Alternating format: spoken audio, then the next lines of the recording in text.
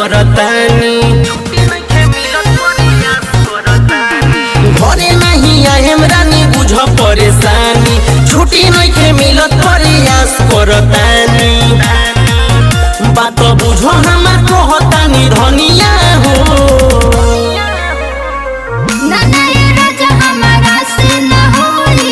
अशोक के गेहूं के कटनिया हो, नाना ये राजा हमारा से न होई।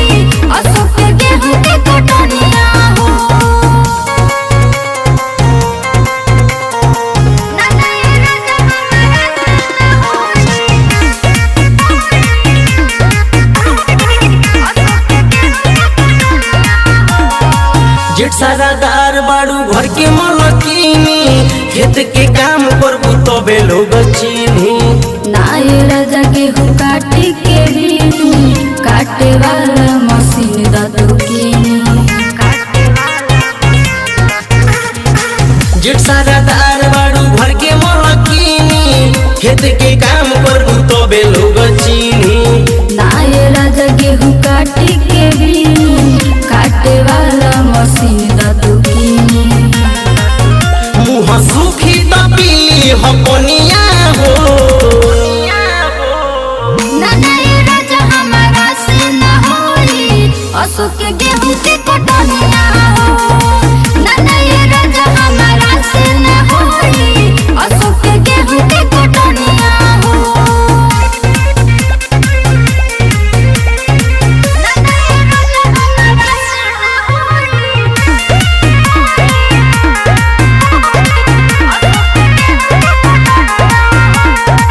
अब की बार कैटेगरी मानी लो बात हो, मुना मुकुल के ले जई हो साथ हो।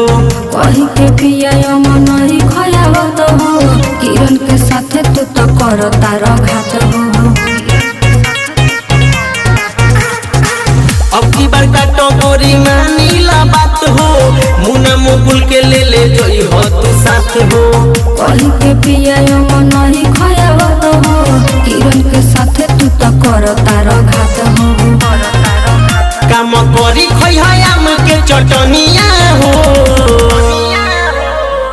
नाना ये राजा हमारा से न होई। अशोक के गेहूं के कटनिया हो।